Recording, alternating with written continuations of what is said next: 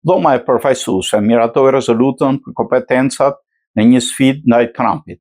Dhoma e përfaqësuese miratoi të mërkurën për herë të parë një rezolutë mbi kompetencat e luftës që synon të parandalojë veprimet ushtarake të Shteteve të Bashkuara kundër Iranit. Ky veprim përbën një sfidë të drejtë për drejtë ndaj presidentit Donald Trump pasi disa republikanë u bashkuan demokratëve për t'i dhënë fund konfliktit 3 mujor i cili ka ndryshuar ndjeshëm dinamikat politike brenda dhe jashtë vendit. Kryetari i Dhomës përfaqësuese Mike Johnson ishte përpjekur të shmangte një rezultat që do të demonstronte rritjen e kundërshtimit ndaj luftës, duke pezulluar papritur procedurat parlamentare të 2 javë më parë kur rezoluta ishte pranë miratimit. Megjithatë, pakënaqësia është shtuar, ndërsa konflikti vazhdon dhe Trump pas vështirësinë në negocimin e një plani paqe.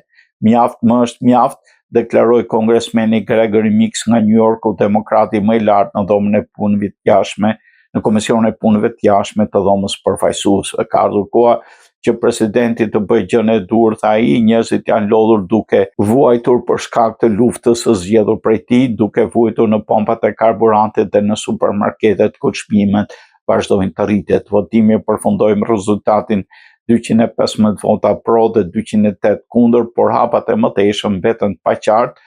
Trump ka shumë gjasa të kundërshtojë çdo mas të Kongresit që kufizon kompetencat si komandant i përgjithshëm i forcave të armatosura. Megjithatë, rezultati i votimit, kur 4 republikanë u bashkuan demokratëve, u interpretua si një qortim i qartë në strategjisë së presidentit për luftën.